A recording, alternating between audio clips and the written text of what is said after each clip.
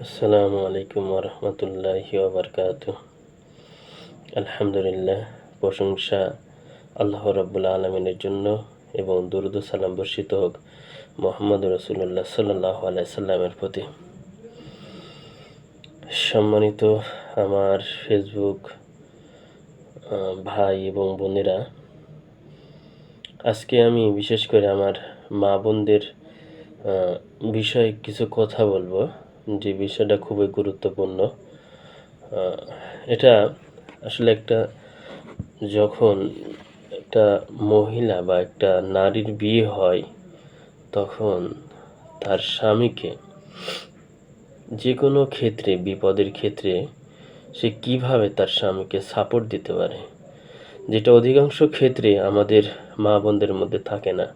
স্বামী যখন কোনো কাজে ব্যর্থ হয় বা কোনো কাজে সে সফলতা অর্জন করতে না পারে, তাহলে আমাদের অনেক মা বোন আছেন, তারা স্বামীর সাথে তুচ্ছ তাচ্ছিল্য করেন, অনেক কথাবার্তা খারাপ ভাষায় বলে থাকেন।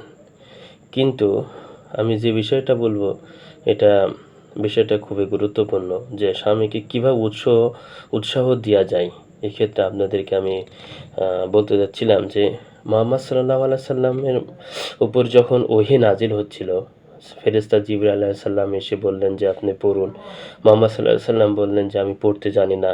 এভাবে বলার পরে যখন জিবরাইল আলাইহিস সালাম তাকে চেপে ধরলেন এবং বললেন পড়েন, এবং সূরা আলাকটা আল্লাহ তাআলা সূরা আলাকের প্রথম ৫ আয়াত অবতীর্ণ করেন।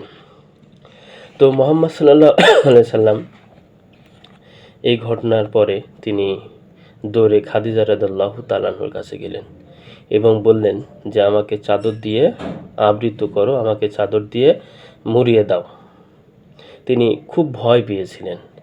তখন খাদিজা রাদিয়াল্লাহু তাআলা আনহা দেখেন রাসূল সাল্লাল্লাহু আলাইহি সাল্লামকে কীভাবে উৎসাহ দিচ্ছে, যে তিনি যে ভয় পেয়েছেন, এই ক্ষেত্রে ভয় থেকে মুক্তির জন্য বা কিভাবে উৎসাহ দিলে মুহাম্মদ সাল্লাল্লাহু আলাইহি সাল্লাম ভয় থেকে মুক্তি পাবেন, সে বিষয়ে খাদিজা রাদিয়াল্লাহু তাআলা আনহা মুহাম্মদ সাল্লাল্লাহু আলাইহি সাল্লাম যখন খাদিজা রাদিয়াল্লাহু তাআলা আনহার কাছে বিষয়গুলো বিস্তারিত বর্ণনা করলেন, তখন খাদিজা রাদিয়াল্লাহু তাআলা আনহা অভয় দিলেন, ভরসা দিলেন এবং বললেন যে কখনোই নয়, আপনি কখনো বিপদের সম্মুখীন হবেন না।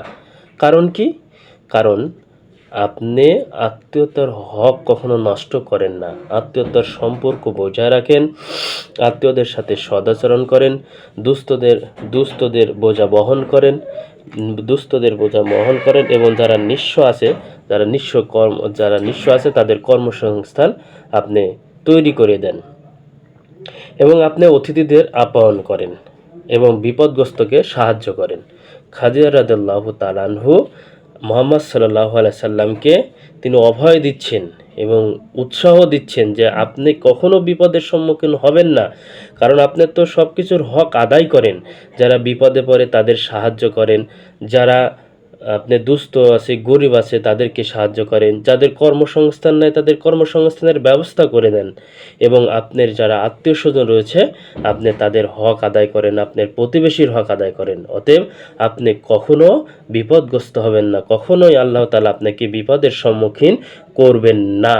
এই যে খাদিজা রাদিয়াল্লাহু তাআলা আনহা, তিনি যে রাসূল সাল্লাল্লাহু আলাইহি সাল্লামকে যে উৎসাহ দিলেন, এই যে উৎসাহটা, এই বিষয়টা আমাদের মা বোনদের মধ্যে নাই। যখন তার স্বামী কখনো কোনো কাজে ব্যর্থ হয়, তখন আমাদের মা বোনেরা অনেক সময় এটা নিয়ে বিচলিত হয়, খারাপ আচরণ করে। তাই আমি আমার মা বোনদের উদ্দেশ্য বলবো, আসুন স্বামীকে যত সম্ভব সহযোগিতা করুন, উৎসাহ দিন এবং আল্লাহর উপর তাওয়াক্কুল বা ভরসা করুন। আসসালামু আলাইকুম ওয়া রাহমাতুল্লাহি ওয়া বারাকাতুহু।